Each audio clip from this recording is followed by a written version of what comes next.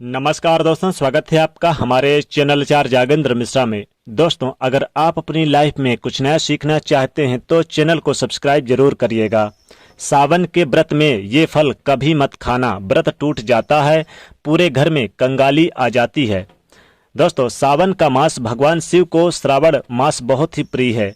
इस महीने में किए गए व्रत पूजा पाठ से भगवान शिव बहुत अधिक प्रसन्न होते हैं और बहुत शीघ्र भगवान शिव की कृपा पाना चाहते हैं तो सावन मास में विशेष रूप से भगवान शिव की पूजा आराधना कीजिए। आपके मन की कोई भी कामना हो, कोई भी इच्छा हो, इस विशेष माह में अगर आप भगवान शिव की आराधना करते हैं, उनको जल अभिषेक करते हैं, तो आपके मन की समस्त कामना बहुत ही शीघ्र भोलेनाथ पूर्ण कर देते हैं। ये मास भगवान भोलेनाथ को बहुत प्रिय है, इसलिए बहुत सारे ऐसे भक्त होते हैं जो इस पूरे मास का व्रत रखते हैं।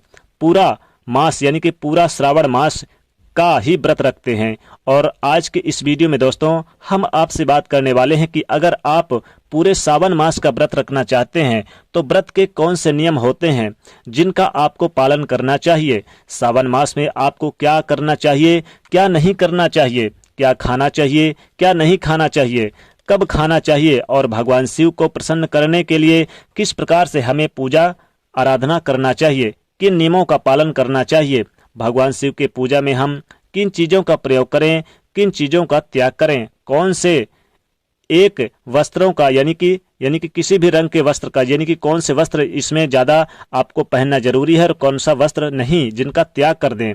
इस मास में यानी कि इन सभी चीज़ों का ध्यान भी रखना चाहिए। ये सभी बातें आज हम आपसे इस वीडियो में शेयर करने वाले हैं, तो वीडियो को पूरा देखें।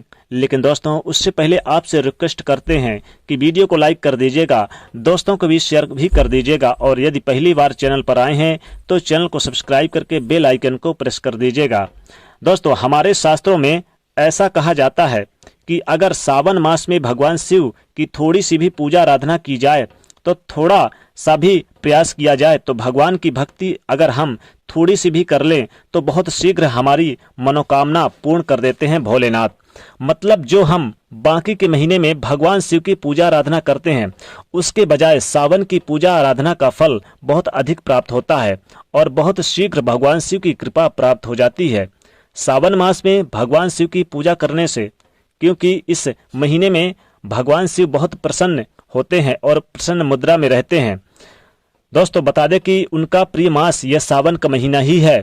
तो इस महीने में जब हम भगवान का अभिषेक करते हैं, उनकी पूजा आराधना करते हैं, उनकी कृपा पाने के लिए कोई व्रत रखते हैं, भगवान शिव और माता पार्वती की पूजा आराधना करते हैं, पूरे शिव परिवार का हम अभिषेक करते हैं, आराधना करते हैं, तो भगवान शिव की कृपा से हमारे मन की कोई भी कामना हो पूर्ण हो जाती है।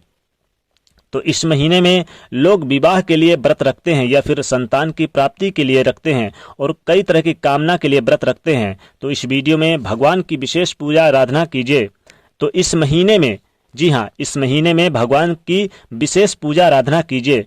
दाम्पत्य जीवन में मधुरता नहीं है या फिर परिवार में अगर कलह क्लेश है बहुत अधिक रहता है, पति पत्नी के रिश्तों में बहुत अधिक कलह क्लेश रहता है, और तो आपको भगवान शिव की पूजा आराधना इस श्रावण मास में करनी चाहिए।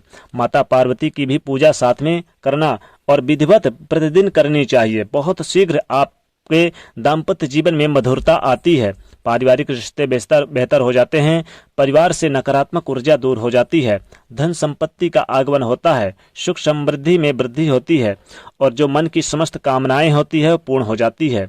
क्योंकि सावन मास में भगवान शिव की कृपा पाने का सर्वश्रेष्ठ मास होता है। अब जानते हैं कि इस मास के नियम क्या होते हैं। अगर आप व्रत करते हैं तब तो इन नियमों का पालन करना ही है, लेकिन जो लोग व्रत नहीं करते उन्हें भी इन नियमों का पालन जरूर करना चाहिए।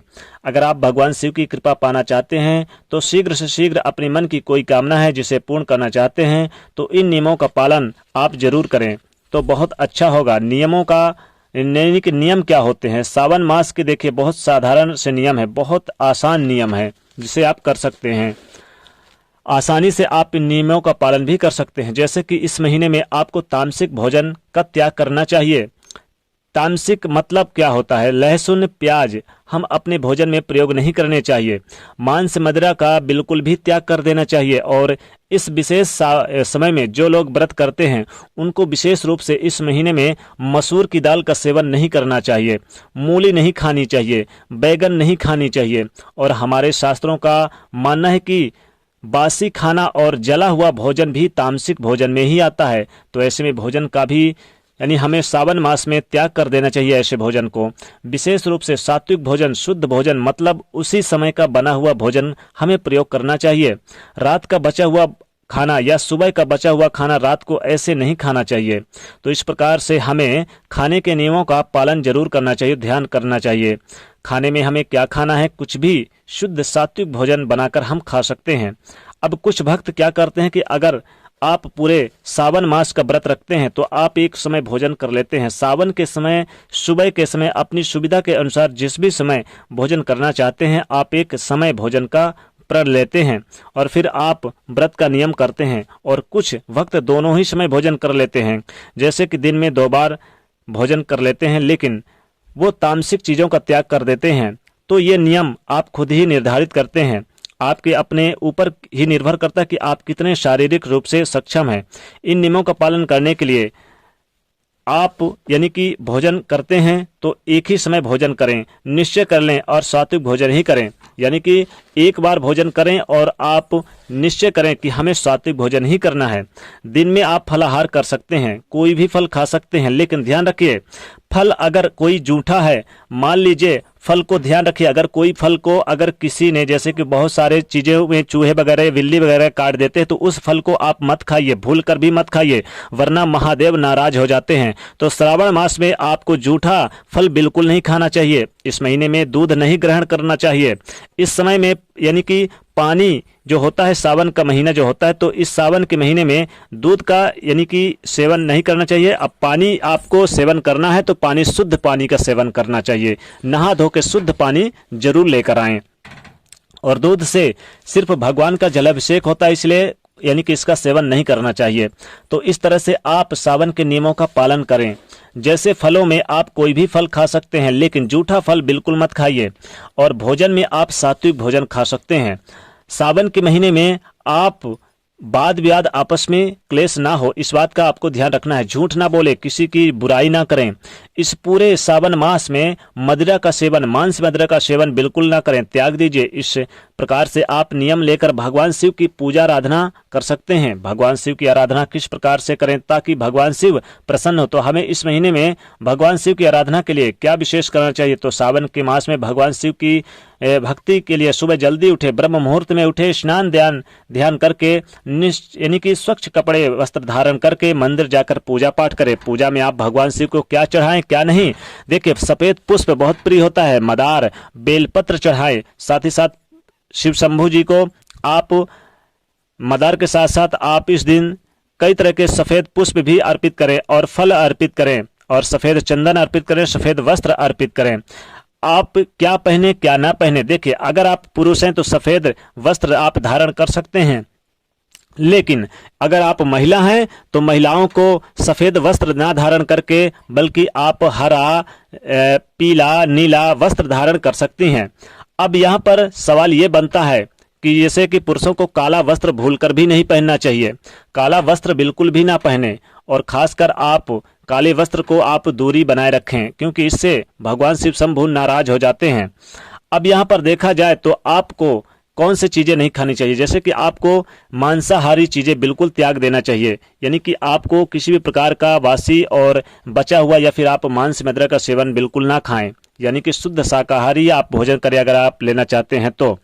और देखिए आप हल्दी का प्रयोग भगवान शिव की पूजा में भूलकर भी ना करें, कुमकुम का भी प्रयोग भूलकर भी ना करें, अर्पित ना करें। केतकी का फूल भगवान शिव जी को पूजा के समय बिल्कुल भी अर्पित ना करें। साथ ही तुलसी जी भी भगवान शिव जी की पूजा में अर्पित ना करें। इत्यादि चीजों का जरूर आप ध्यान रखें। भगवान शिव शंभू जी को प्रसन्न करने के लिए बेलपत्र जरूर चढ़ाएं। बेलपत्र सबसे प्रिय माना जाता है। गरीबों को दान करें, निर्धनों को दान करें। और अगर कोई किसी की मनोकामना है, जिनका विवाह नहीं हुआ है, तो अपनी विवाह की मनोकामना के हेतु आप जरूर कुछ न कुछ अर्पित करें। जैसे कि आप चावल जरूर अर्पित करें। चावल सबसे प्रिय चीज होता है भोलेनाथ को। दोस्तों चावल के साथ साथ आप उन्हें मिश्री जरूर चढ़ाएं, यानी कि शिवलिंग पर चढ़ाएं सावन के मास में।